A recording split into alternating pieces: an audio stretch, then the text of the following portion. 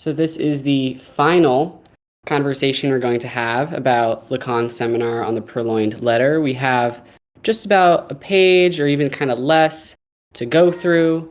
So it's pretty amazing how far we've made it. I appreciate Homomorphism here for having made it through it with me and to other folks.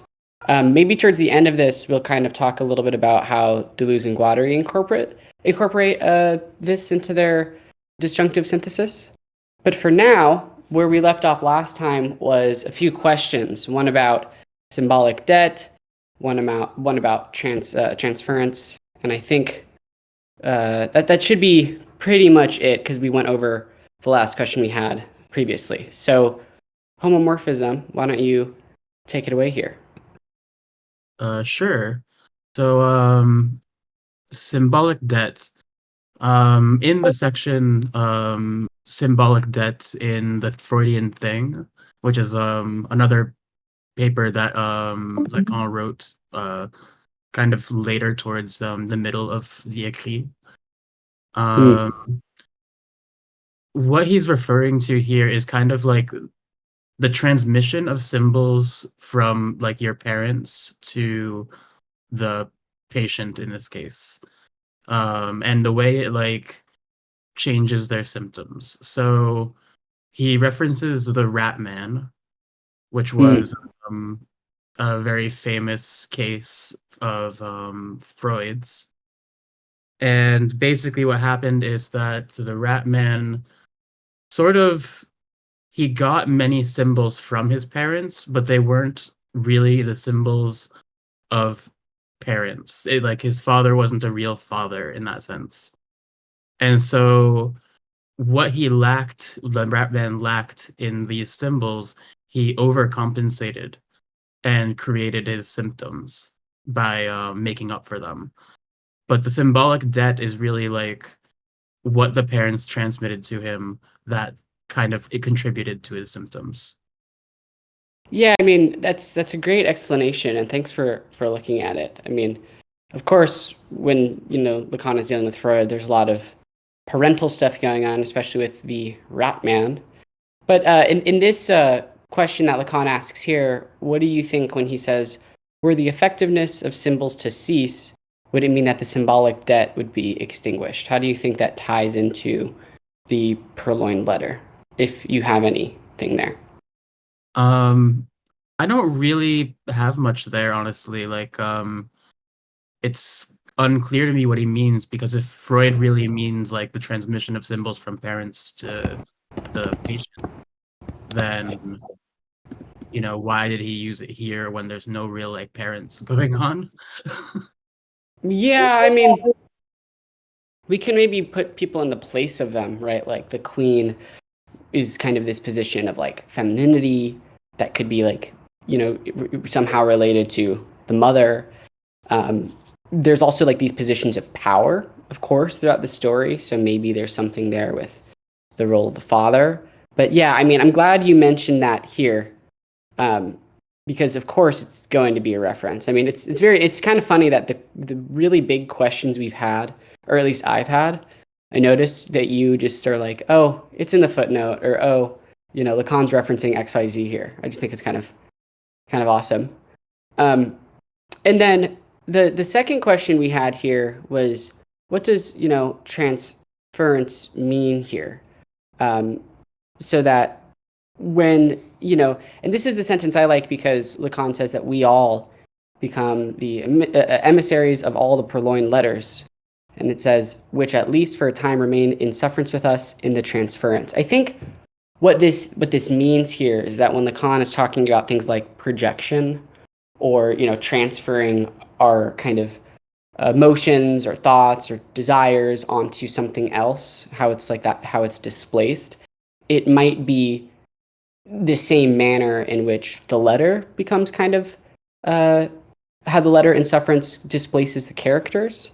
So that's kind of like what I was thinking. I feel like I don't want to read too much into it because I think that this statement is fairly just kind of, I think the statement is supposed to be relatively straightforward, here, by essentially just saying that we all, as subjects, have projection, and there's this transference present quite often, and because of this pure signifier, that's kind of interrelated with that projection. So I don't think it's supposed to be too specific unless anyone has anything there.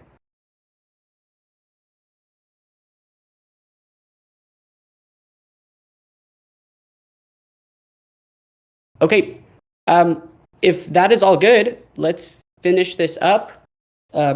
We are on the final page. We've taken a long time to get to this point, so let's do it.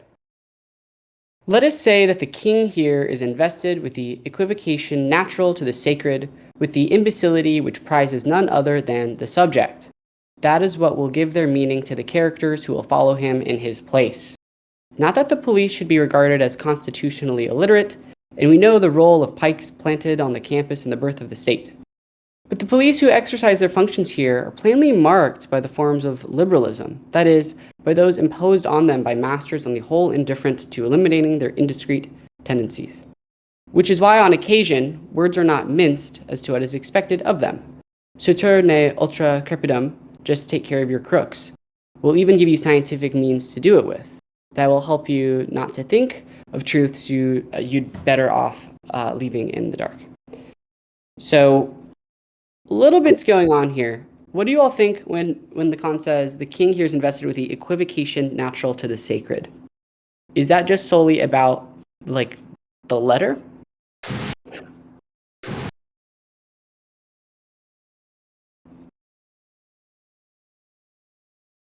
So, the way that I am kind of reading it here, let's see, I'm taking a look here at what I wrote down. Equivocation, meaning it is ambiguous and contradictory, and that the king here is invested with the equivocation natural to the sacred. And then it says with the imbecility.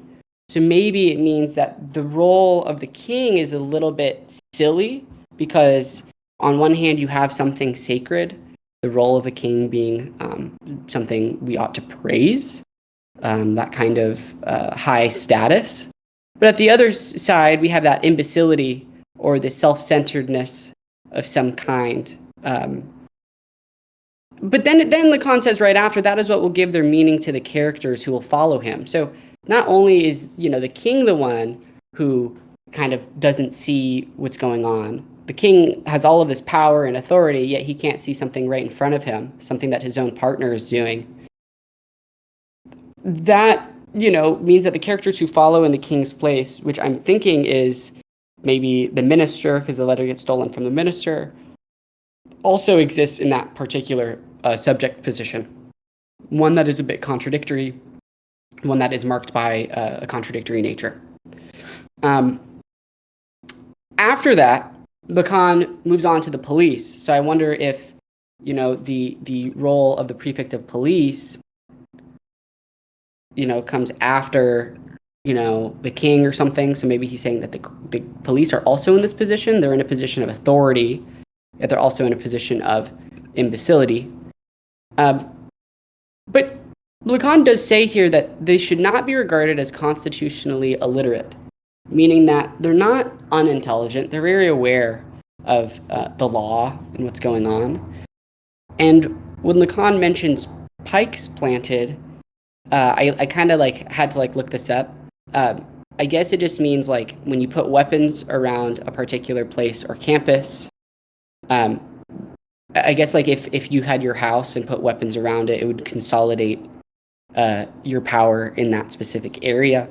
So what the state does is it, I guess, puts weapons around itself, which gives it its own power. So maybe here, when it says that the police who exercise their functions here, it means that when the police enforce the law, they're not, ignorant of the state's authority and how that law is imposed by, the very state. I mean, this seems to just be very basic in my opinion. Police know that they are enforcing the law, but not the law itself. I don't know if anyone has any comments there. I mean, some of it's pretty straightforward. And then we get a little like what is this Latin here, right? It sounds like he's alluding to some sort of founding myth of the state of like pikes planted in the ground, but I'm not quite sure what that's referring to. Yeah, I mean, it could be referring to, We know yeah, the role of pikes planted. So maybe he's talking about violence in armies in the birth of the state, something like that. maybe. I'm just like, I'm not sure why though. I feel like this is just coming out of left field. Do you know what I'm saying? Or like, I think you're right though. I mean, I think that this is talking about the birth of the state. I mean, it says it right there, and how maybe the second that this, I mean, what constitutes a state versus not a state? I mean, it's going to be for Lacan here, the role of pikes planted. So Yeah, and the metaphor of pikes planted to me um, doesn't sound like weapons abstractly being planted, like just putting weapons around something, but it actually sounds more like an army planting their, like that's what you do when you are getting ready for cavalry to charge at you, right? You plant your pikes in the ground. uh-huh. Um, and that's at least what it evokes for me is getting ready to defend against outside forces and having a consolidated military to do that, right? That's a good one. So it's almost like the because he's drawing like a little bit of a parallel here, or kind of this dual nature where the state, you have that king, right? You have that rulership, that status, that royalty, that authority, and then you have those that enforce it, like that of the police. So maybe Lacan is saying that without the police enforcing it, the king is just another person. There's no Yeah, state, right? yeah. The police are playing the role of the pikes planted in the ground because Yeah, because I a like pike that. is kind of a defensive weapon also. Oh, so almost like it It's prevents against attack. Yeah, pikes are very good against charging cavalry specifically because of how long they are. They're a little bit impractical to like charge with. That's why you plant them in the ground to prepare for a charge. It's sort of like a uh, caltrops or something where like it's very like horses will veer away from it, and if they don't, you can skewer either the horse or the rider. But the pikes are actually so long that they're not necessarily a super practical weapon to like do hand-to-hand combat with. No, this is great. I mean, this is great. I mean, it's weird though. Like the police weren't able to. I mean, even with all of this, even though that the state exists, they weren't able to stop. Um, I don't know, a little bit of a coup, if you will, right, on behalf of the minister. Um, I yeah. think uh, I think the important part of this phrase is the campus, and what Lacan means here is the university. So Mm. the bikes are planted not for the state, but to protect the university from the state. That's my reading. Oh, interesting. Because I mean, they do say constitutionally. He says constitutionally illiterate. So he is talking about some kind of like knowledge production or some type of education here. Yeah, and he also says they're marked by forms of liberalism after, which is an interesting phrase. Hmm. Yeah, Yeah. that is interesting.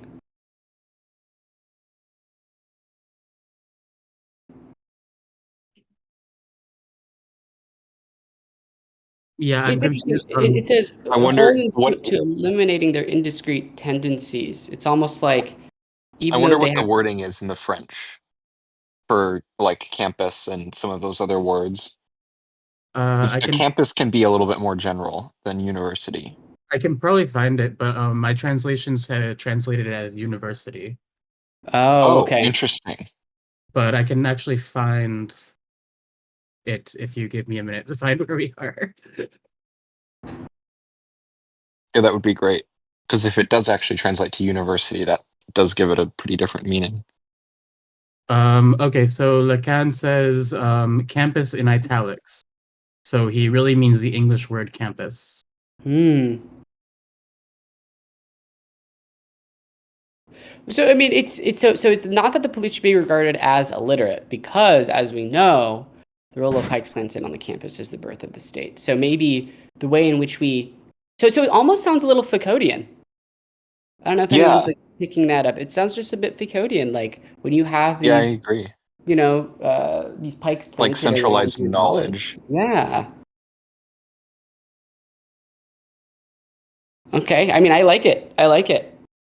But it says it's marked by forms of liberalism.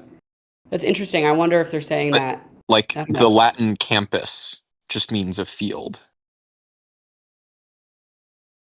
That's why I was kind of wondering. Like the Latin that it comes from, it just means a field. So there is a little bit of ambiguity there, because in English it pretty much only refers to universities. But etymologically, uh, it can mean like pretty much any piece of land that's being used, especially for an institution of any kind.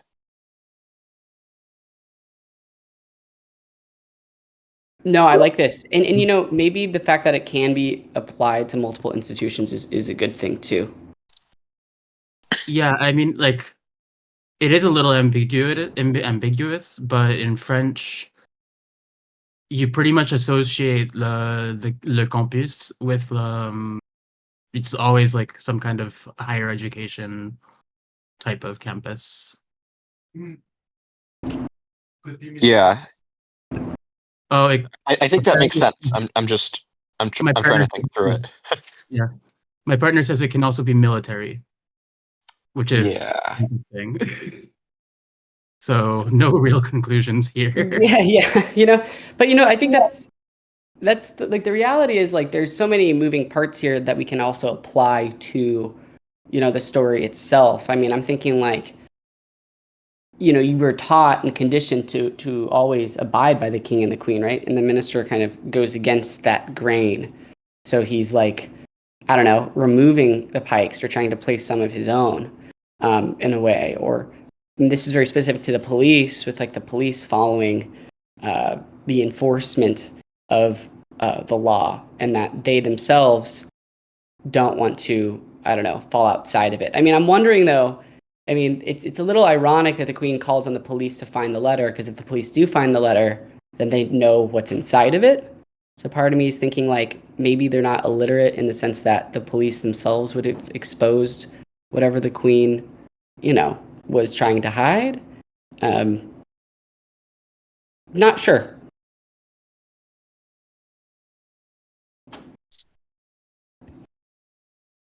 I'm not sure. But maybe we can look at what is this? Like this Latin here to try and see. Um, Sutor ne ultra crepidum. Um, I looked it up. This is referred to, or I guess it's like we don't have like a full uh, fact that Apelles said this Roman painter, but it says shoemaker not beyond the shoe. That's what that means. Shoemaker not beyond the shoe. So essentially, it just means you should solely judge things or be critical of things if you are skilled in it, rather than trying to be hypercritical of things that you're not super familiar with or you're not super knowledgeable about.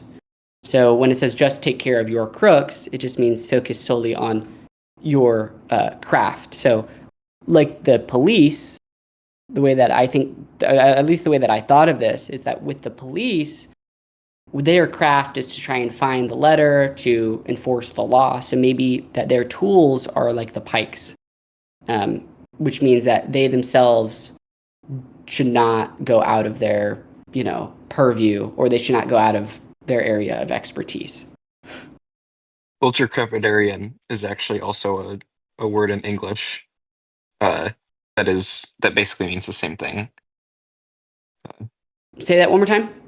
Ultracrepidarian is also a word in English. It's Oh, is been it? taken by English, so the fun one. Uh, Expressing opinions or matters outside the scope of one's knowledge or expertise.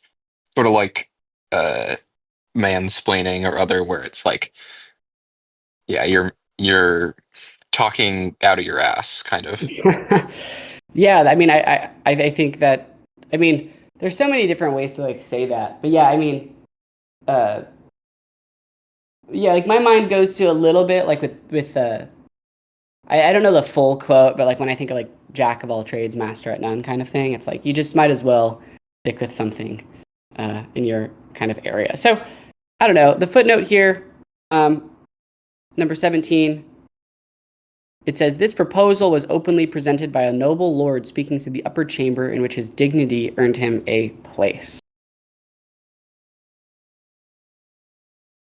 So maybe someone gave like an amazing speech defending something and that's what they said, or not fully sure there.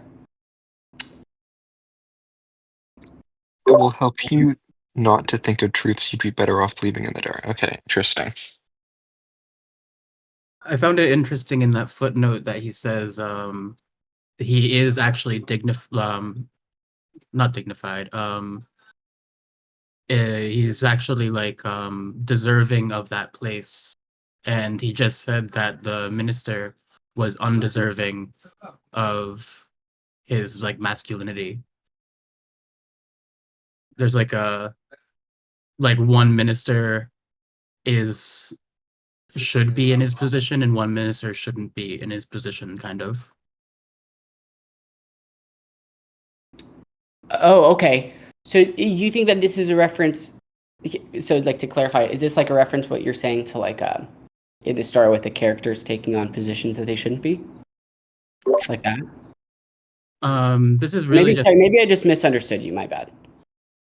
no. I'm just really saying that like I don't think it's like an obvious like parallel or something, but like he just got through with saying that the minister was unbecoming of a man and becoming all of these things, and maybe also becoming of his position as a minister. But this other guy is like actually becoming of whatever his function is in the high courts. Like just a contrast. I think that's a good one. I mean, you're right. I mean, especially with the minister, I mean, moving into the, what does he call it? Moving into the womanly position or the effeminate position, right? I mean, maybe just stay in your lane kind of thing. It's kind of what we're getting at.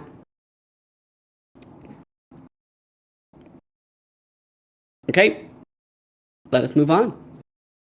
We'll read the next 3 here. We know that the relief which results from such prudent principles shall have lasted in history but a morning's time, that already the march of destiny is everywhere, bringing back a sequel to a just aspiration to freedom's reign, and interest in those who trouble it with their crimes, which occasionally goes so far as to forge its proofs. It may even be observed that this practice, which was always well received to the extent that it was exercised only in favor of the greatest number, comes to be authenticated in public confessions of forgery by the very ones who might very well object to it, the most recent manifestation of the preeminence of the signifier over the subject. It remains, nevertheless, that a police record has always been the object of a certain reserve, of which we have difficulty understanding that it amply transcends the guild of historians. And finally, it is by dint of this vanishing credit that Dupin's intended delivery of the letter to the prefect of police will diminish its import. What now remains of the signifier when, already received of its message for the Queen, it is now invalidated in its text as soon as it leaves the minister's hands. So,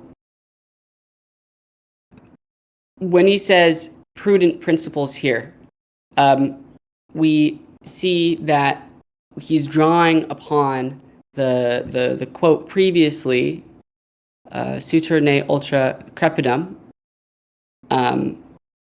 We see that the relief which results from us, I think what he's saying, having prudent principles or staying in our lane or only being critical of things that we are knowledgeable about. I think it says it offers us temporary joy in the sense that it is a morning's time. That's what he says in that first sentence there that we just read. However, it does look like he is kind of being a little critical here, because even if we stay in our lane, I mean, he says here, a sequel to a just aspiration to freedom's reign. It seems like, regardless, these problematic logics, I guess we could say, continue or follow through. I'm not fully sure if he's saying like we should stay with being, only being critical of things that we're knowledgeable in, or if he's now kind of moving on to say like that only offers us, a morning's time of joy. Not really sure there. I don't know if anyone else has any comments.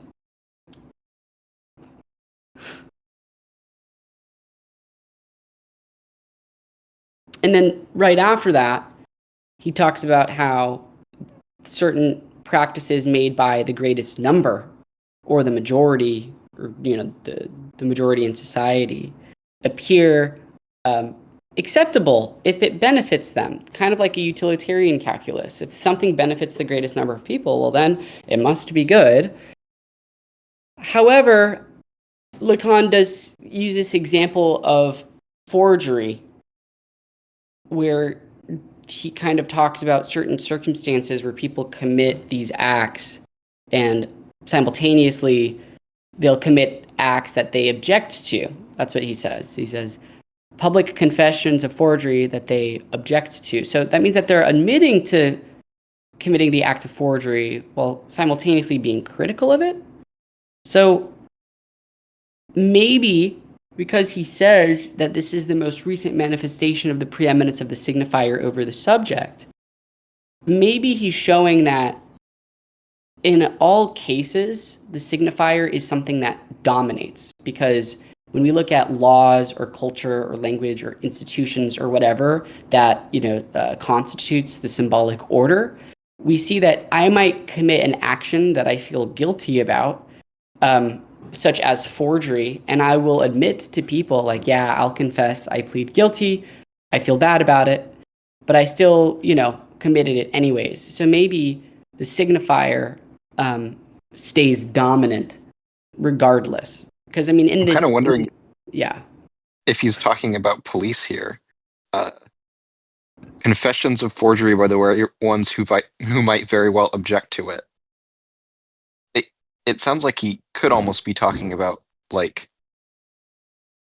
police or judges or people in the legal field committing forgeries.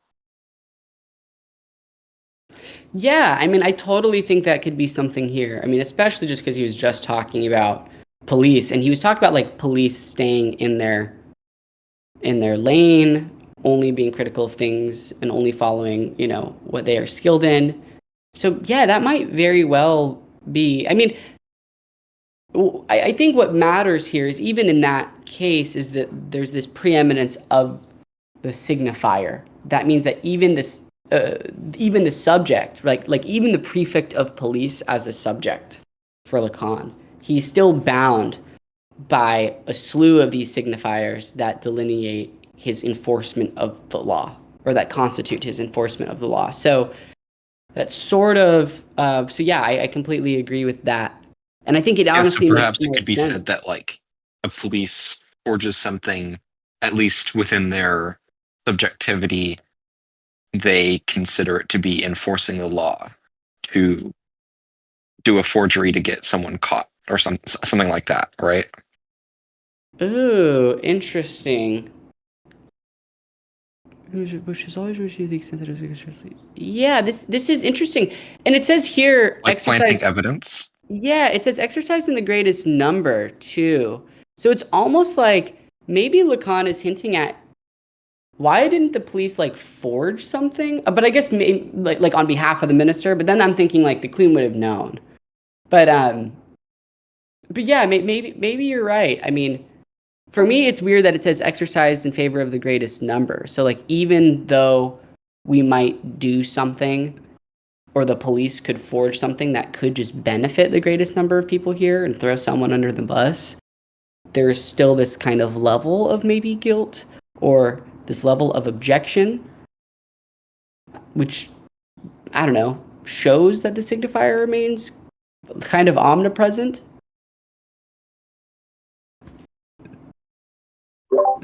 I mean, I definitely agree that for Lacan, the signifier is like over-determining of the subject. Like that is kind of what he thinks.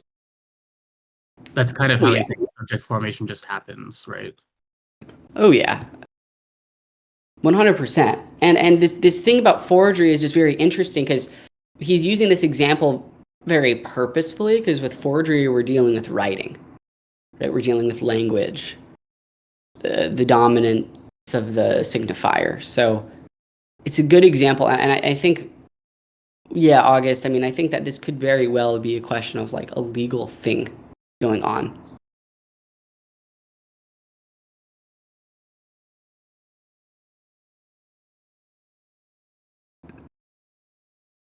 So right after this, he then goes to talk about historians. And the thing with historians is that when they uncover evidence or documents, they work to keep them protected.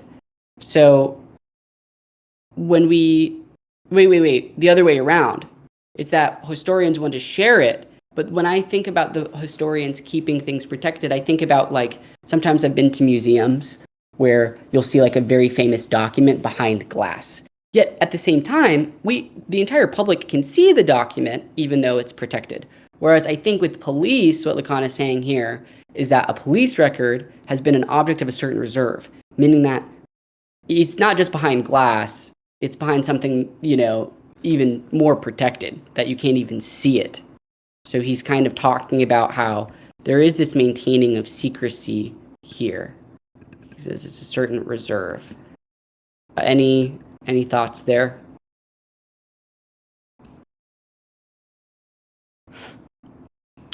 I mean, he was drawing a little bit of a parallel here, in my opinion. And then in that last sentence we just read here, when we see Lacan mention Dupin's intended delivery of the letter, we see that there is a little bit of a view of Dupin that looks very heroic. And we've seen before that the reader is going to kind of view him as like the quote-unquote hero of the story. Lacan has kind of mentioned that before. But at the same time, he's viewed as a hero, but when he gives it to the prefect of police, in a way it diminishes. And it's interesting because at first he's the one that kind of has the letter. He took it from the minister, like he saved the day. But then he gives it back to the prefect of police. Why do you all think that the vanishing credit of Dupin diminishes when he gives the prefect of police back the letter? That's something that I personally was questioning. Will diminish.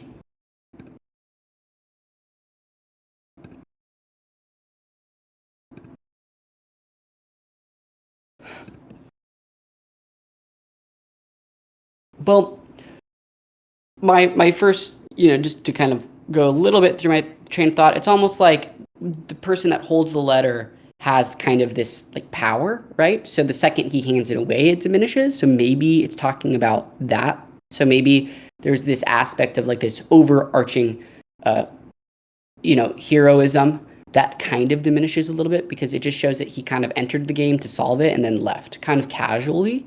So maybe that's what it says. Now, yeah. It might be referring to intended delivery of the letter to the prefect of police will diminish its import. I think this might be saying that once it's in the proper hands, so to speak, in the proper channels, it no longer is sort of this weapon that can be utilized anymore because like when the queen has her hands on it, it's just a letter. But when the minister has it, it's a weapon that's utilized for political and social power. Yeah, I think you're exactly right. I think that you hit the nail on the head here. This is very very much that. I mean, I think I was reading a little too much into it with Dupont's kind of like heroism. I think you're right. It's very much that now that it's back in, I hate to say transit, but now that it's directly going back to the queen, because the letter's always been in transit for Lacan, right? It's in sufferance in a way. It just kind of gets diverted from its path. But now that it's kind of back on track, for lack of a better kind of term, you're exactly right. It diminishes. But now Lacan asks here, quote, "What now remains of the signifier? When already relieved of its message for the queen, it is now invalidated in its text as soon as it leaves the minister's hand." So he asks this question, that what does the signifier mean now? Or what is of it when it is taken from the minister? Because this whole time the story is hinging on, like, this letter has a unique signification because of the minister's relation to the letter. Yeah, the minister and the queen's relation to the letter. So now that it's the queen received the letter and the minister utilized it as political power, both of them, it overcoded their subjectivity, right? Oh, In 100%. I its mean, use. yeah. And then now that it's basically in storage, in safety, is it still a signifier, right? I think that's what he's saying. Yeah, or what Because remain? Yeah, exactly. What remains of it? Because even though it's in storage, the queen doesn't know, do and the minister might we not know know that? either because Dupont puts decoy, The minister may not know, that's true. and the So queen maybe doesn't know that's that it's in part of storage what either remains. because she thinks that the minister still has it because Dupont is the one that took it from the minister. So, Doesn't the prefect of police inform the queen? Or no? oh, I'm sure. Well, what happens in the story is that Dupont has it, right? And then the prefect of police walks up to him and is like, "Man, I would split, all of this money if someone gave me the letter, And Dupont's like, "Okay, bet, like I'll open my check or open your checkbook and whatever." And then he hands the letter to the prefect, who then delivers it to the queen. So Okay, right. when it leaves the minister's hands, that's where it gets tricky, and I think that's where for Lacan it gets tricky because the characters in the story, at least the queen, the minister, the prefect, they all aren't really aware of it, but for Lacan, the letter is in a new place, right? Like it's in transit, it's moving. So what remains of it when it is taken from the hands of the minister? And like I think what you said too, it's like Or the queen maybe and the from the minister. Yeah. Sorry. is it from the hands of the minister or from the hands of Dupont? Because like the last oh yeah, you're right. Okay. Yeah, as it leaves the minister's hands right there. You are right though. I mean, the question could be, I mean, at the same time, the second it is taken from Dupont and the prefect has it, I mean, again, the queen and the minister don't know that, so maybe the same logic applies. So he's being maybe a bit more intentional with it leaving the minister's hands than I'm reading it, for sure. But maybe you could say the transit was sort of locked in place as soon as it left the minister's hands.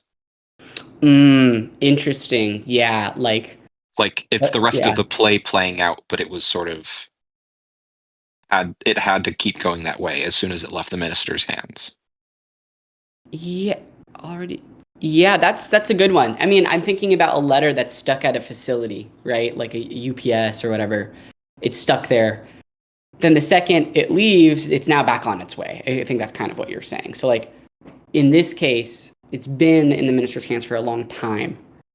And now that it's been taken, what can we, especially as the readers, interpret the letter as? What is left of this signifier? But you know what? He kind of answers it in this next little paragraph, if we want to take a stab at it. Lacan writes, it remains, start over. It remains for it now only to answer that very question of what remains of a signifier when it has no more signification. But this is the same question asked of it by the person Dupont now finds in the spot marked by blindness. For that is indeed the question which has led the minister there, if he be the gambler we are told, and which his act sufficiently indicates. For the gambler's passion is nothing but that question asked of the signifier, figured by the automaton of chance. So it's interesting because I think, August, you were more on the right track with kind of how you were interpreting it. Because the way that it sounded like you were interpreting it is what Lacan is saying when he says, what happens when a signifier no longer has signification? And in psychoanalysis, this is an empty signifier, a signifier that is stripped of any meaning. So it's kind of interesting here. We see it as a pure signifier in sufferance. And then when it's directly, back on track, it's viewed as this empty signifier. It's very interesting here. I don't know what exactly Lacan is trying to get at. I don't know if he's trying to get at a pure signifier and its place in a signifying chain may look like an empty signifier. There might be some interrelated thing here. Oddly enough, a pure signifier is just a signifier without a signified. We don't know the contents of the letter. In this case, it would be that the contents of the letter don't have contents. Yeah, because I think he's saying in the line above, once it's already been at some point delivered to the queen, like originally, the queen has read it. And then now that it's, safely in the hands of the minister, or safely away from the minister, it no longer is really signifying anything because the message has already been received, and now it still has some transit to go through, but in terms of how it's going to be used, it's no longer in the hands of people who are going to be using it for its signification. That's a fantastic interpretation. No, I think that, and you know what? Let's bring this back to repetition automatism, because when you go to turn on to lock your door repeatedly, right, over and over and over and over again, right? Lacan is saying that repetitive process is dependent upon a pure signifier within the symbolic chain, right? But what happens the second you lock it? Now, I think for Lacan, he's arguing that there's some empty signifier going on here. I think he's saying that when it reaches the end of the line, or when it reaches its intended destination, or when we're no longer stuck in the repetitive cycle, we're kind of at the very end, we lock it, it's just an empty signifier. It didn't mean anything at the end of the day, right? Or those intrusive thoughts, they don't really mean anything, yet it still signifies something, right? And that something, or I guess it doesn't signify anything, yet it is still a signifier, which is odd because previously it did signify something. It just didn't have. Do we know who might Lacan be referring to here when he says the person Dupin now finds in the spot marked by blindness? I can't quite tell who that's actually referring to. Is it the minister? In the spot marked by blindness. I think it's the minister because of the next sentence, but I'm not sure. Yeah, correct. I agree with the homomorphism. I think once he replaces the letter with a forgery, the minister is because he talked about that earlier when the minister, after the letter gets stolen, right? The minister's subject position is sort of that of the blind. Doesn't he say, maybe not in those words, but No, yes. It's interesting that you mentioned forgery here, because in the story, the decoy is Dupin, right? Dupin is the one that kind of tries to, in a way, he's not really forging anything, is he? He's setting up a decoy, but I guess it kind of comes off as forgery. But yeah, great questions all the way around. What about the gambler here? We're seeing a gambler's passion is nothing but that question asked of the signifier. Now, I'm thinking when Lacan says automaton of chance, when a gambler presses a button, right, and it shoots out all of these random numbers that are going really, really fast. What do these things maybe signify? So I'm thinking kind of like a Skinner box, right? yeah, I'm thinking of that, and I'm thinking about how right here we're kind of relating the minister to a gambler. And maybe when we look at a gambler, they're trying to attempt, like those funny memes, like with the people like gambling and like they're like trying to like make the numbers go their way or whatever. Like, I think what Lacan is saying is that the minister is attempting to control the chance. He's Ooh, trying to okay. control his own odds here, when in reality, this is all determined by chance. So like, even though the minister has set the letter down, he still has this power, and he's trying to kind of consolidate and keep this power, right? Because of course he would, if he didn't care about the power and wasn't enamored by it, he would have given the letter back or not taken it in the first place. So I think Lacan is kind of just saying a little bit here that the signifier is a little bit up to chance. I mean, that's the way that I'm kind of reading it, and how we can try and control it as much as we want, but the repetitive nature is just going to continue no matter what. I'm not really sure.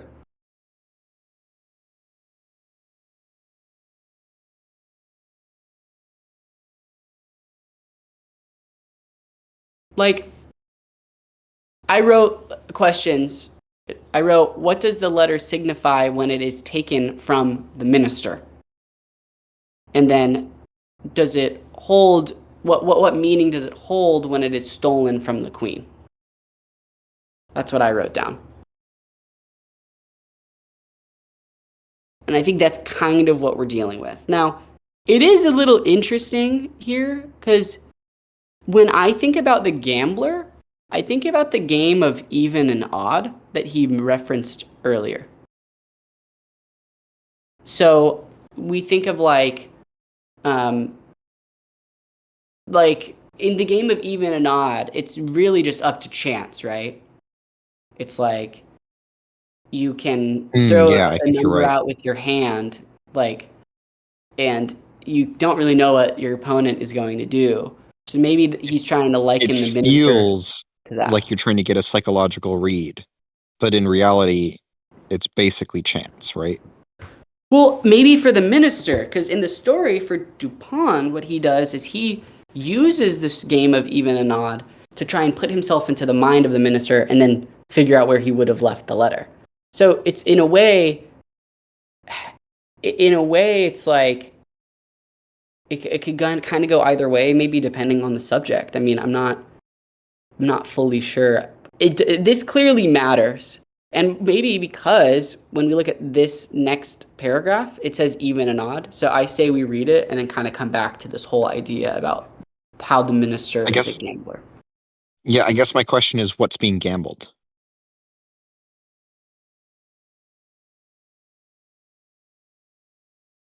Maybe like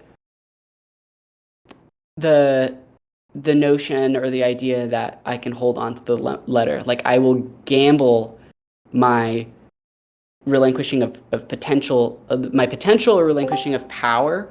Like if the minister gets caught, he's screwed, right? So maybe he's gambling his status. He's gambling where, he is at in his life. He's potentially gambling death, right? Like royalty might come after him or whatnot. I'm not fully sure. And maybe he thinks that he can control this by placing the letter out in the open. I'm not fully sure. Yeah, I'm not quite sure either. But I think maybe if we look at the next paragraph, we might be able to see. Lacan writes, Lacan is quoting something here. He says, "What are you? Figure of the die I turn over in your encounter with my fortune. Nothing, if not that presence of death which makes of human life a reprieve obtained from morning to morning in the name of meanings whose sign is your crook." I'm going to butcher this name, but it's "Thus did Scheherazade for 1,001 nights, and thus I have done for 18 months, suffering the ascendancy of this sign at the cost of a dizzying series of fraudulent turns at the game of even or odd." So Lacan in that first sentence uses the word, is it Tyche? Is it taiki? Something like that? Sorry if I'm not getting that right. But that word, I looked at it, it refers to the ancient Greek goddess of chance. And when we're talking about this die, we're not talking about dying, it's figure of the die, as in like a pair of dice. And this quote is talking about, from my understanding, how this die, however it maybe lands, represents the presence of death, because life itself is something that's fleeting.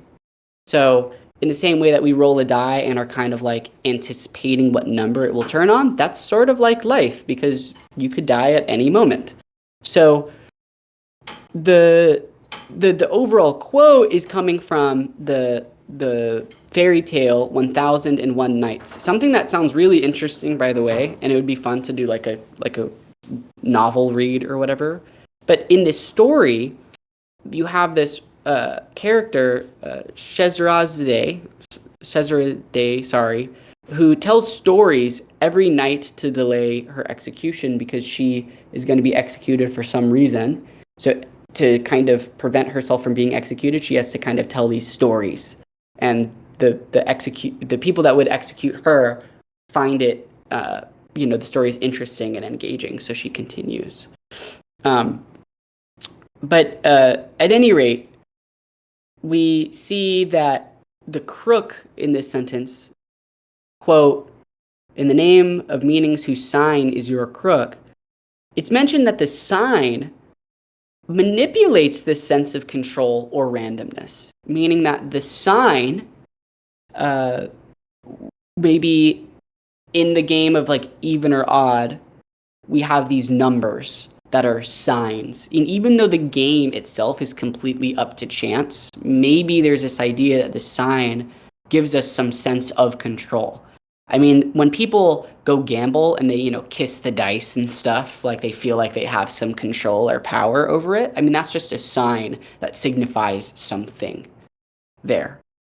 So there's kind of a lot happening in this. An empty sign, right? Sorry? Is it an empty sign? Well, in the case of kissing like dice, thinking that it brings you luck, that is just very much a classic sign and signification, right? That kissing dice equates to having some kind of luck. I think the empty signifier is, it's going to be very specific to, and maybe you're right. It might be specific to when it's repeated. I'm not sure, because when we see the letter only becomes an empty signifier when it's taken from the minister's hands. So if we were to use this like kissing of dice example, we would need to figure out what the pure signifier is within this, and then when it becomes an empty one. Like maybe the second you kiss the dice, it's now an empty signifier. Oh yeah, that could be it. I guess I think it would become empty either after the kiss or something to do with like knowing that it can't really have like you do it anyway, it's part of the automatism, but it can't really. So yeah, maybe after the kiss. Yeah, or you know what? Not even just that, when it's thrown but not landed. That's the empty signifier, I think, because when you've kissed a pair of dice, right, and there's a sign and signification there. Regardless, though, notice there's a pure signifier here, because there's no reason why we believe that, right? There's no like overarching thing that told us, kissing dice and then throwing it at a gambling table is going to win us anything. So that's the pure signifier present within that little chain between the dice and the kissing and in your hands and at the table. And then the second you throw it, shit's now just up to pure chance, which is the empty signifier. I think that would be it, August. Okay, yeah. I have one note. Yeah. Which is that when he says the name of meanings whose sign is your crook, he actually says la houlette, which is like it is called a crook in English, but it's like the thing that shepherds use to kind of like catch sheep. It's like a big stick with like a hook on it. Ah,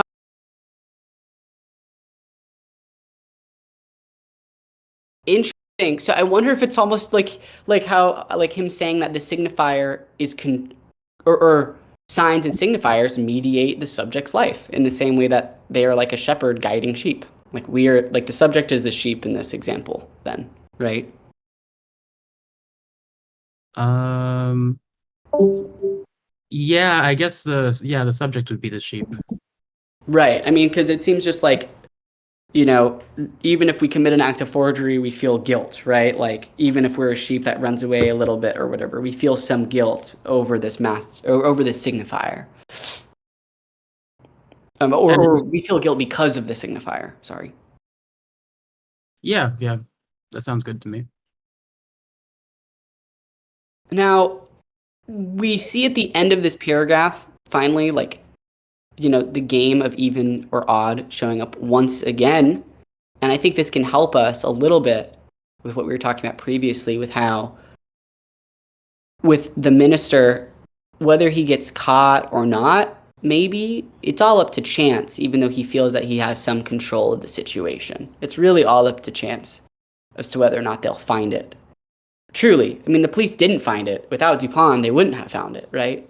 So maybe the issue for him was that he felt like he had some control over the situation when it was up to chance. In the same way that he thinks that in a game of even and odd, just throwing the fingers out will make him win like a gambler. It is only when Dupin is able to recognize the symbolic chain and recognize the pure signifier within this symbolic chain that he's able to mirror the face of his opponent, figure out what number they have, and then place a number down in order to win, or place a finger down in order to win.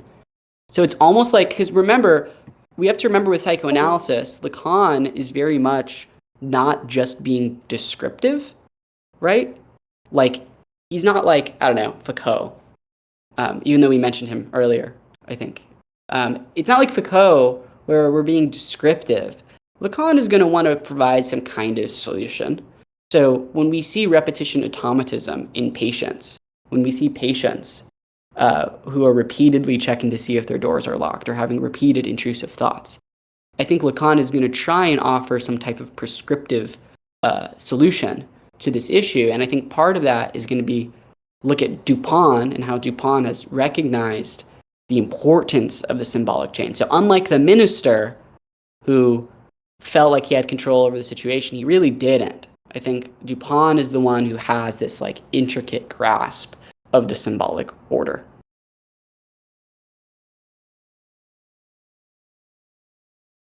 And August, I just noticed your comment in the chat when I said when I said like Taiki, right? It's pronounced Tish? Probably makes sense. Probably makes sense here. Sorry. Yeah, Tish or Taish. Taish. Not quite sure. You know, Although I took like still one Greek mythology class and I don't remember any of the names.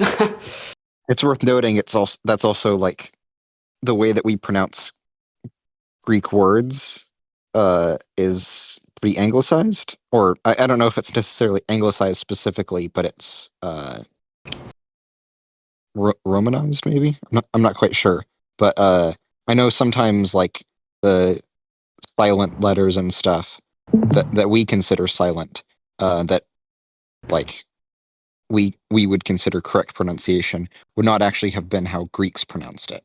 So No, that's great to know. That's good. I mean, yeah, throughout this reading, I've butchered so many words. I mean, I don't even like take shame in it at all, to be honest. I just like yeah, I used to just like not want to read or do any readings just because I would mispronounce things, but you know, who cares? Okay. We all ready? We're almost done. I'm excited. Let's do here. Lacan writes, So it is that Dupin, from the place he now occupies, cannot help feeling a rage of manifestly feminine nature against him who poses such a question. The prestigious image in which the poet's inventiveness and the mathematician's rigor, joined up with the serenity of the dandy and the elegance of the cheat, suddenly becomes, for the very person who invited us to savor it, the true monstrum horrendum. For such are his words, an unprincipled man of genius. It is here that the origin of that horror betrays itself, and he who experiences it has no need to declare himself, in a most unexpected manner, a partisan of the lady. In order to reveal it to us, it is known that ladies detest calling principles into question, for their charms owe much to the mystery of the signifier. Which is why Dupin will at last turn toward us the medusoid face of the signifier, nothing but whose obverse anyone except the queen has been able to read. The commonplace of the quotation is fitting for the oracle that face bears in its grimace, as is also its source in tragedy. Un destin si funesti s'il n'est de atri est digne de diesti.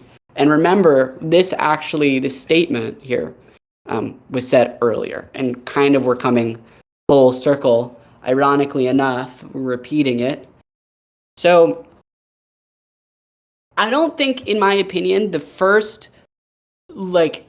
don't think that the first paragraph is doing too much of what we just read here. I think it's just saying that Dupin occupies the feminine role, similar to how the queen did. I think that rage, so Dupin feels this rage. Maybe in the same way that the queen felt like some anger that the letter was stolen from her, and for some reason Lacan notes this as something feminine here. Anyone have an idea about what Dupin is raging against? I actually get the feeling that it was the opposite. Dupin feels a rage against him of this manifestly feminine nature. And I feel like that refers to like the minister. Like he feels the minister's rage against him. Or is it that he occupies the place of the minister and he feels rage about the place that he occupies? Yeah, I don't know. No, I mean, I liked what you said. I think that you're right. I think I was being a bit reductive there. 100%.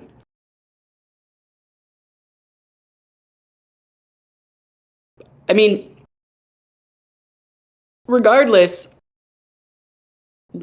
Lacan, for whatever reason, and I guess we know the reason is that we see that Dupin is not some isolated character. He's very much embedded within this symbolic chain, this intersubjective modulus.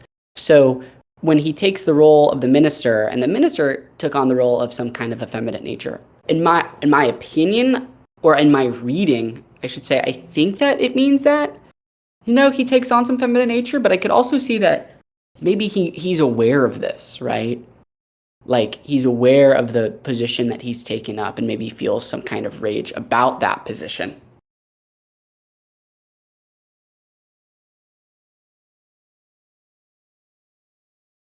Maybe, yeah. I read the other translations in the original and I'm wrong. It's Dupin that has the rage. See, it's weird. It's defined as a feminine kind of rage. And maybe the reason why is because notice, when the letter was stolen from the queen, the king was right in front of her. So she couldn't have rage quitted right in front of the queen. So she had to keep it to herself. So maybe that feminine rage is how women traditionally have had to kind of, they can't be angry like men in a way. And maybe Dupin feels like he can't, be so open about his rage. It could be something like that, because if we look at the next sentence, the minister has a prestigious image. So if the minister were to just have some kind of outburst of anger, it would maybe dismantle that image. In the same way that the queen can't have an outburst of anger either.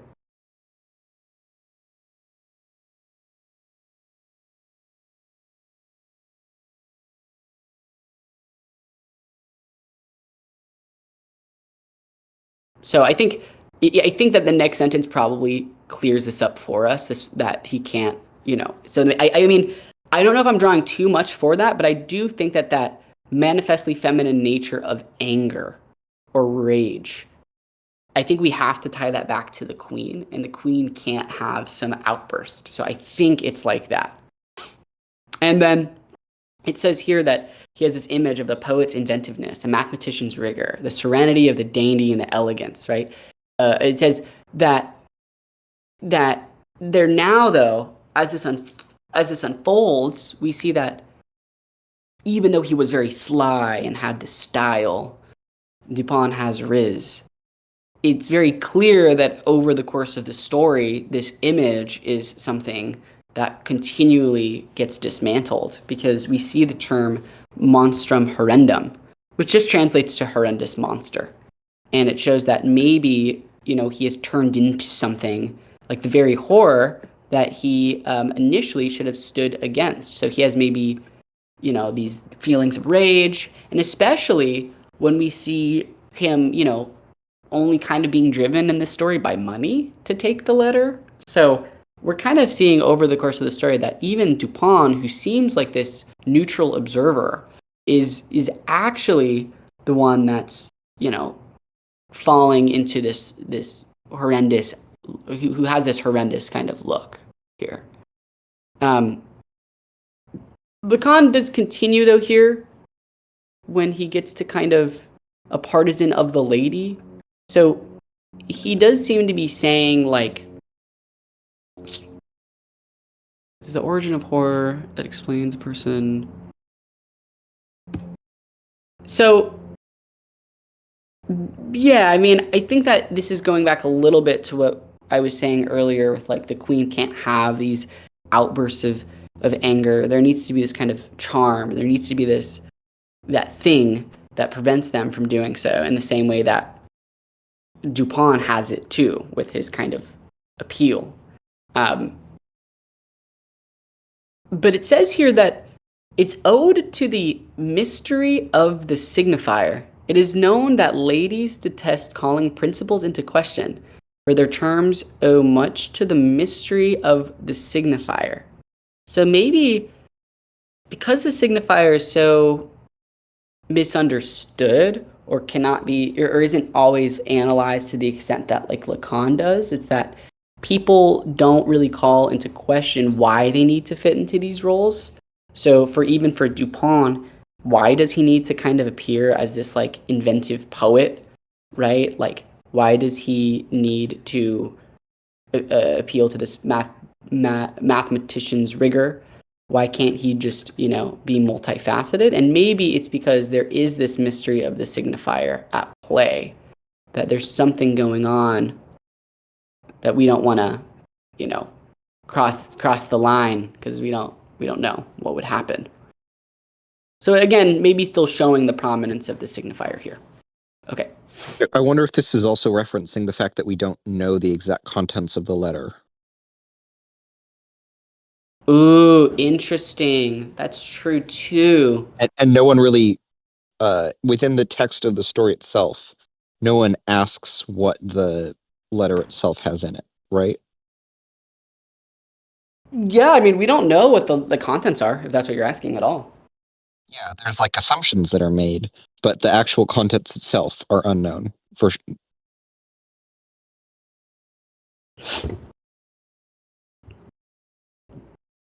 Yeah, and it may be, but it's weird though. It says it is known that ladies detest calling principles into question. So it is very much like the queen still detests calling principles into question. So maybe the queen has to uphold the prestigious image of, I am a lady, I am royalty. I have to follow these kind of conventions and norms. I can't have an outburst and just, like,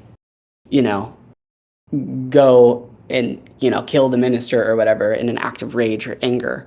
And It's worth noting that ladies might not just refer to the queen here, because remember, the Lacan considers like the subjectivity of femininity to inhabit both the minister and Lacan at various points, right? Correct. So yeah, I mean, we're seeing that effeminate nature. So it's really this womanly, or what he has called like a effeminate nature that the subjects occupy. And like maybe we don't even see Dupin question it. We don't see the minister question it. So maybe it's just that general idea. Okay, we are so close to being done. I do want to end a little early today, if that's okay with folks. We'll move on to this shortly. Right here, I want to get through this part, the next few paragraphs. But really quick, the medusoid face of the signifier. I think that this is worth noting. It shows that there's two kind of aspects to it, or it shows that there's a. When we look at Medusa, we turn to stone, in ancient Greek. That's ancient Greek myth. So if that's the case, when we look at the signifier having this place over us, we're kind of forced to follow it in a way. But then it says here that, but whose verse anyone except the queen is able to read. So maybe because the queen is fully embedded in the contents of the letter, she can fully read the face of the signifier without having to turn to stone or a statue. Also, side note, but and I don't know how much Lacan is drawing on this specifically, but the story of Medusa herself, she was the victim of being assaulted by a god sexually. I don't know if necessarily Lacan is drawing on that, but I think it's an interesting thing to add in terms of like the feminine subjectivity and how it's being placed in the story here. Yeah, honestly, there is a lot going on with like the femininity, masculinity at work here. I mean, I totally would not be surprised if there's something there. Yeah. I mean, the main how thing, she gets yeah. How she gets turned to stone is sees her and Poseidon are in a temple to Athena, and he assaults her. And then Athena curses her because she can't really retaliate against Poseidon, right? Poseidon is the son of Kronos. He's a big lord. He's a big god, but she's able to retaliate against the mortal, the one who was the victim of being assaulted there, but who is still part of the defiling of the temple, right? Right. No, I mean, this is good. This is good. I love the background. I think, August, the prevalence here is I think that part of it is like, yeah, I think it's interesting that he's drawing from like a effeminate or kind of like female kind of character, which is going to be essential here. And the way that he's doing it is very smart because throughout the story, and we were dealing with the letter to the queen, to a woman, and how whoever occupies the letter has to kind of conform to the position or subjectivity of what it means to carry the letter and hold it. However, the only one that doesn't have to do this is the queen, right? Because she doesn't have it. It was taken from her. So, and only she knows the full extent of the contents too. So something to kind of, I don't know, think about. And then go full circle, which is just funny. The quote that I butchered is, "A fatal design, if not worthy of Atreus, is worthy of Thyestes." Lacan shows that in this story, and I was trying to read about it. It's interesting. It's this story between Atreus and Thyestes, and there's a lot of like bloodshed, and there's a lot of you know, a lot of conflict, and really, it's a very tragic story, much like the much like anyone who comes into contact with this letter.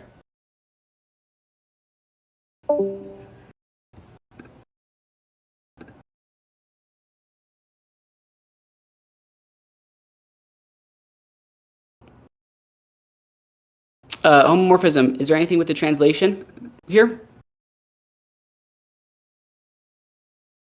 For un destin si funeste. No, Where? that's Oh, right here. Yes. no. You explained it fine. I think it's all good. So Okay. you said medusante means stupefying, dumbfounding, but I presume that actually comes from, like, the root word is going to be something to do with Medusa and the myth of Medusa. So I don't. Oh yeah, definitely. It's Oh, just that when you say médusante, you kind of mean like the effect that Medusa has. Mm-hmm. oh yeah, like, okay, got it. That it is stupefying, that it stops you in your tracks, that it turns you to stone. Yeah, exactly. Okay. All right. How about this? I'm actually going to bring my computer to the room right now. August, would you mind reading this bit right here?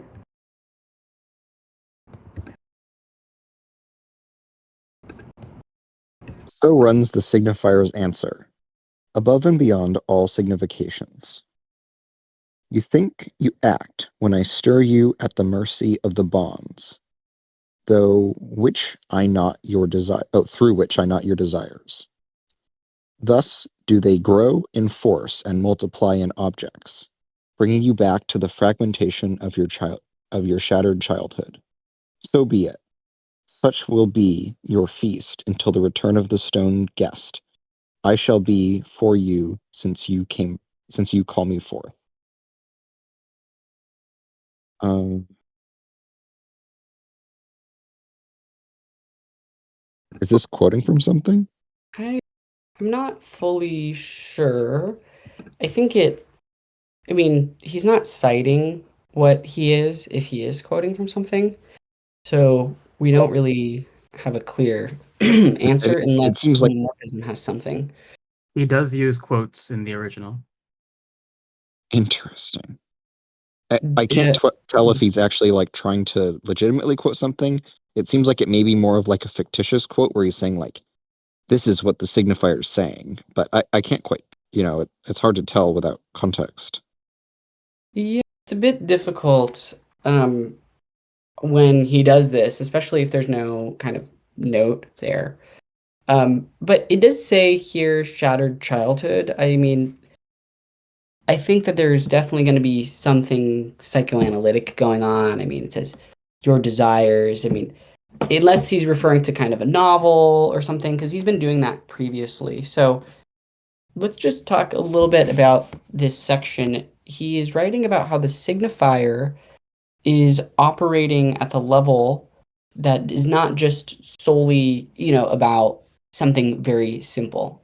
This is X. I think he's showing how there's a little bit more of an interrelatedness to this when he says they grow in force and multiply in objects, bringing you back to the fragmentation of your shattered childhood, because he's very much referring to how a litany of experiences and desires are kind of shaped and influenced by early childhood experiences per the psychoanalytic tradition. And Yeah, and here is he talking about repression when he's talking about they do grow in force and multiply in objects, bringing you back to the fragmentation of your shattered childhood.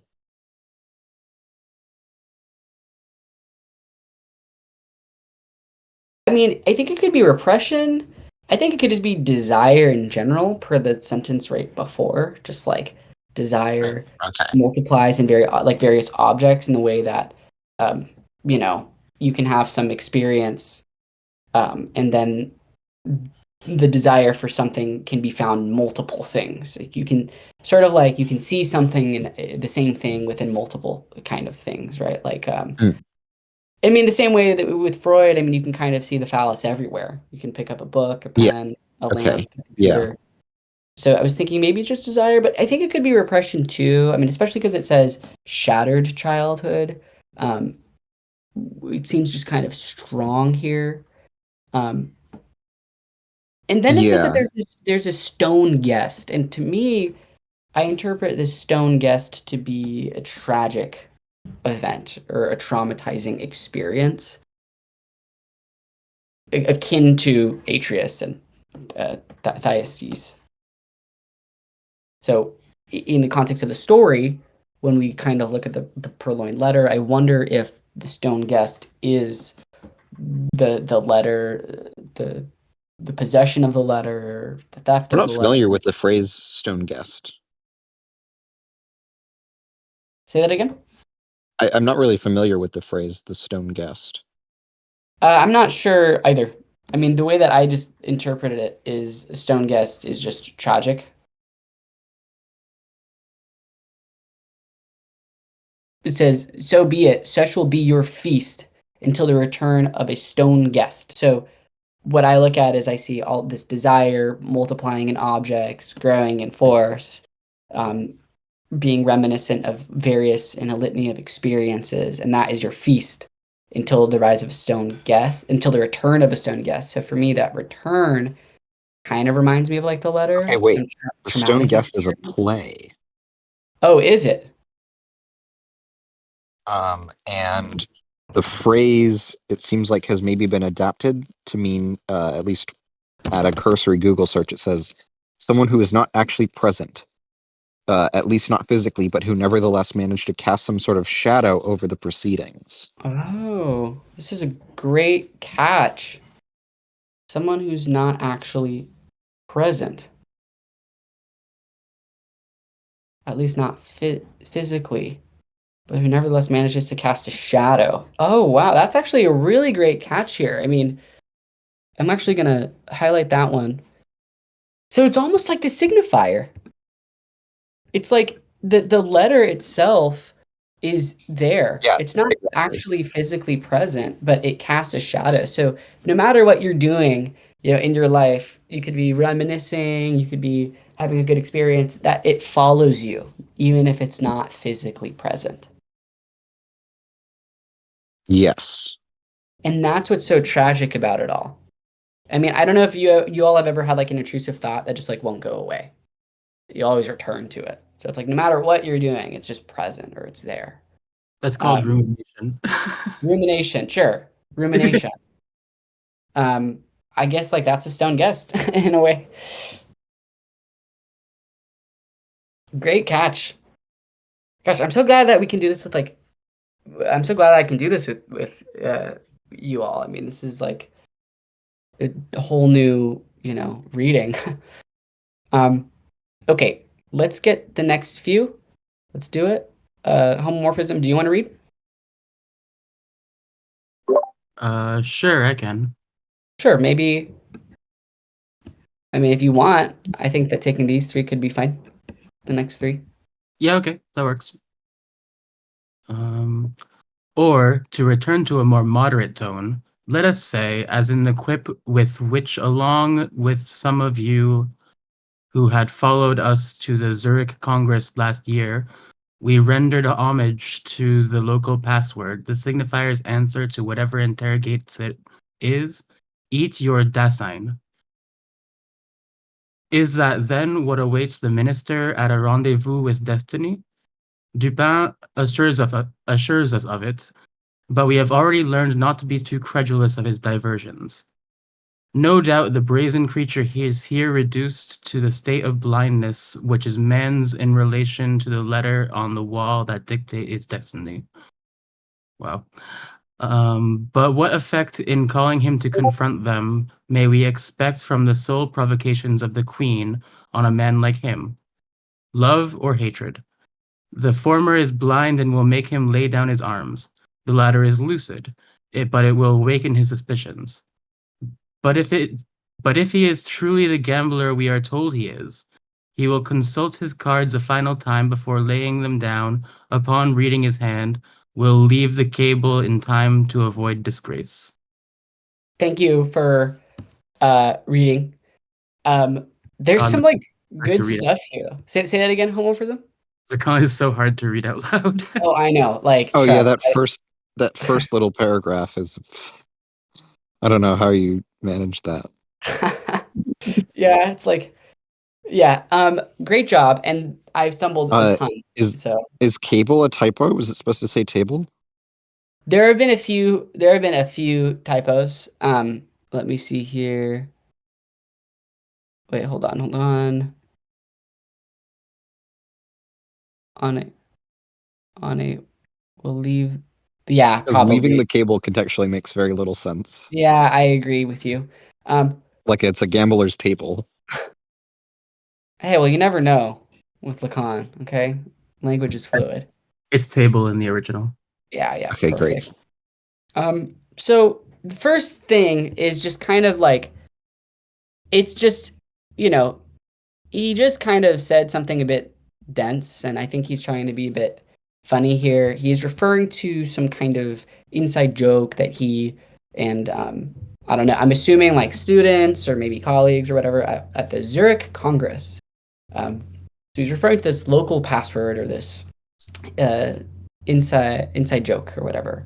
Eat your design, and for Heidegger, the way that I think about design, at least from the very, I've only read a little bit of the question concerning technology, that little Heidegger essay, or bits and pieces of it. That design is the awareness of the human condition of one's own existence. So when Lacan is saying to us to eat your design, I think he's being a bit creative in saying that we need to confront existence very directly, um, and that maybe with all of these kind of signifiers we yeah, so he says here the signifier's answer to whoever interrogates it is eat your design. So it's a little interesting here. I mean, why is a signifier saying to experience the human condition directly into um, I'm not fully sure here. I mean, it seems funny, but I'm not fully sure why it's the signifier. So if we, I guess, interrogate the signifier, I'm trying to think of like an example, like maybe um, the letter being like, oh, what's in the letter, or what does it mean, something along those lines. Maybe we're not going to get like a clear overarching answer, so it's just experience directly what's happening in the story. Like we don't need to know the contents. I think maybe it's like critical of Heidegger's idea of Dasein, because like maybe it's Ooh, that like this for Lacan, the signifier kind of like does everything with your subject formation, right? Like yes. so like what is Heidegger's idea of the human condition here? I'm taking a note of that here. I think that you could very well, that could very well be right. I mean, to me, it Yeah, seems because like, it's the signifier's answer to whoever interrogates it. but if he's Hmm. privileging the signifier, then it seems like the signifier is going to be always take charge, right, over the subject. So it seems that whoever is trying to question it or interrogate it, it's like, eat your design. I guess maybe you're right. That does seem like it would be more critical of Heidegger than how I first read it. Is it basically the same words in French? Let me see. Yeah, Um, because eat is like a little bit ambiguous as to what it might mean.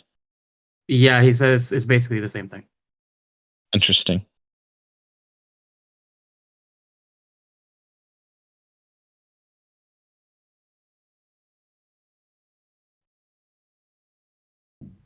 I mean, design.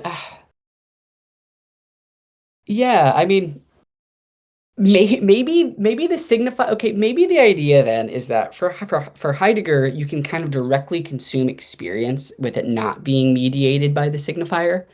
So the signifier's response is like, oh, just experience reality directly, sort of like a little play. That's like experience it directly. Not that you can, like you're still going to be mediated by signs and signifiers, but the signifier tells us to eat it, eat the sign, eat your design in the sense that it's almost like brushing us off. I'm trying to think of like an interrogation thing. It's like, Oh, I think that you might be hitting on it there.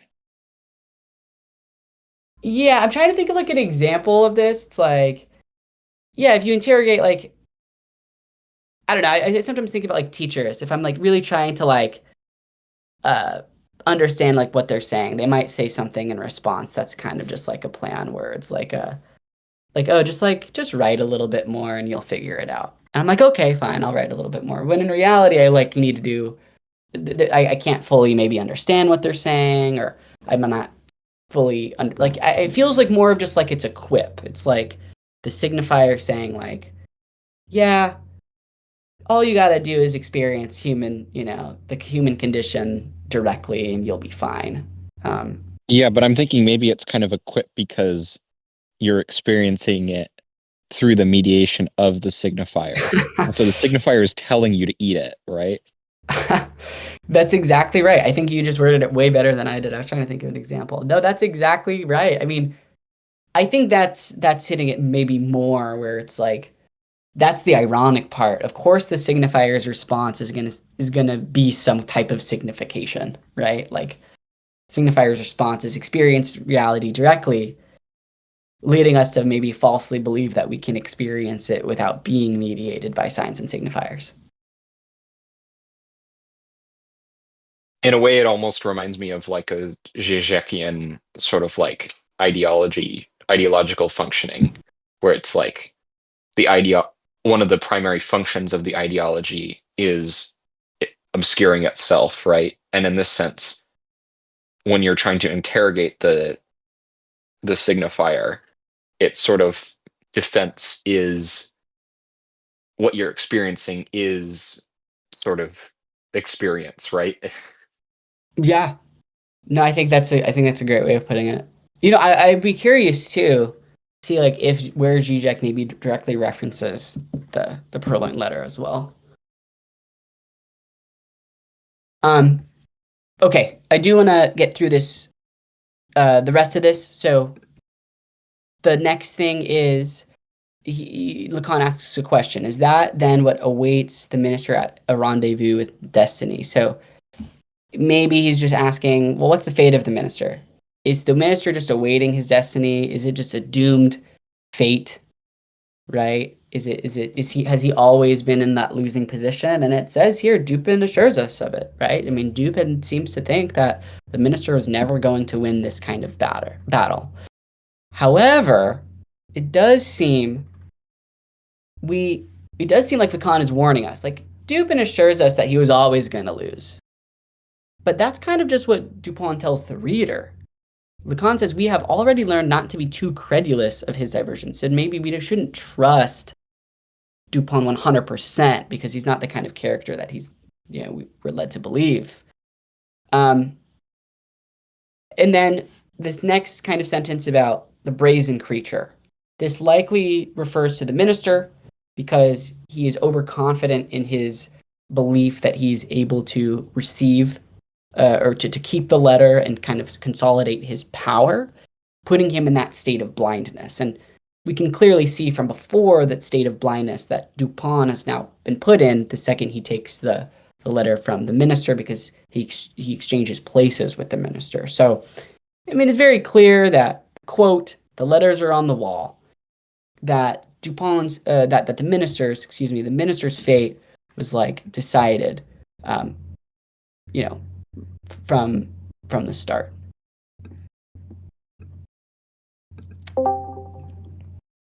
And then from there, we have a few sentences here. But what effect in calling him to confront them may we expect from the sole provocations of a queen on a man like him? Love or hatred? The former is blind, will make him lay down his arms. The latter is lucid. So here Lacan is asking what emotions that the minister, a man like him, the minister experiences due to the queen's provocation. So it says that there's two responses. I mean, there is either love or hatred that the minister could have for the queen here. When she finds out, I think it's what it's saying, when she finds out about him having, or when she, when she receives the letter and then kind of gets him in trouble. So there's love or hatred. On one hand, he could love maybe the power he has had, or the situation itself by putting himself in that position of the queen. He could have some kind of hatred for her because she ended up receiving the letter. It's interesting, though, that we have a very kind of famous quote in society. It's that love is blind, right? And he's in this state of blindness. So maybe I'm not sure what to take from that, but it seems that he has these kind of conflicting maybe emotions according to Lacan, or these emotions that might arise from the queen having taken the letter.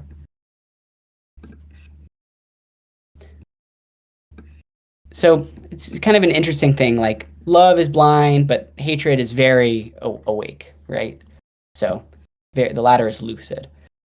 And then at the end, it's if he is truly a gambler, like we are told he is, he will consult his cards before laying them down, meaning that he knows and has to think very carefully about, what is going to happen, how the queen will react before he kind of has an emotion. So Lacan is kind of saying that even if the minister is doomed, his response is still, or his emotional response at the very minimum, is going to be calculated.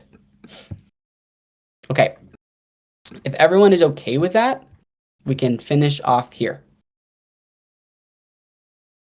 And again, we're going to finally finish this piece. I do need to leave these, as soon as we do finish up, we can examine this last bit really quickly. But thank you all for kind of coming. Let's do it. Is that all? And shall we believe we have deciphered Dupin's real strategy above and beyond the imaginary tricks with which he was obliged to deceive us? No doubt, yes. For if any point requiring reflection, as Dupin states at the start, is examined to best purpose in the dark, we may now easily read its solution in broad daylight. It was already implicit and easy to derive from the title of our tale, according to the very formula we have long submitted to your discretion, in which the sender, we will tell you, receives from the receiver his own message in reverse form. Thus, it is that what the Purloined Letter, nay, the letter in sufferance, means is that a letter always arrives at its destination. Beautiful end to this piece. That no matter what, the letter is always going to arrive at its destination. And remember, it's the letter in sufferance. This letter, the Purloined Letter, was always in this state of transit. It was just diverted from its path. So when we have repetition automatism, we see that whenever a light switch, or whenever, a lock, I should say, is repeatedly checked to see if it is locked, or the rumination of intrusive thoughts repeatedly happening over and over again, we do see that this is found with the pure signifier in a state of sufferance, and how it will always arrive at its intended destination. Now, really quickly, we can kind of just go over, if you all would like to, what, Lacan is getting at here. So he first starts off with this question: is that all? Shall we believe we have deciphered Dupin's real strategy, above and beyond the imaginary tricks? So we're questioning, do we really understand Dupin's strategy throughout this story? Because we think, at first glance, we do. But maybe, as we have learned, Dupin is not the most trustworthy character in Poe's story. So maybe we're getting duped a little bit. But Lacan does say, no doubt, yes, if for any point requiring reflection. And I think it's interesting. In this, it's clearly like a typo here, but I think purloin and poin just kind of sounds kind of funny. He says it's examined to best purpose in the dark, which means that we want to have this story on first glance is kind of in the dark. We're reading like a normal story, like anyone would. But when we bring it into daylight or into the light, we see that it becomes much more clear as we can see, Dupin's strategy here. So we very much see that this final paragraph is a good summary of why it's important. We see that the sender receives from the receiver his own message in reverse form, meaning that the line between the sender and the receiver is functionally blurred, that there's always this intersubjective modulus, the symbolic chain. All of the signifiers, all of the signs are interconnected in some particular manner, just exchanging places, with the presence of a pure signifier allowing for the fluidity of this chain and the repetition of it. So that kind of concludes our Purloined Letter reading. Auxiliary homomorphism, anything there?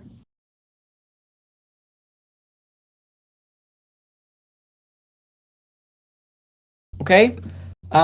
Overall, this was an awesome read. We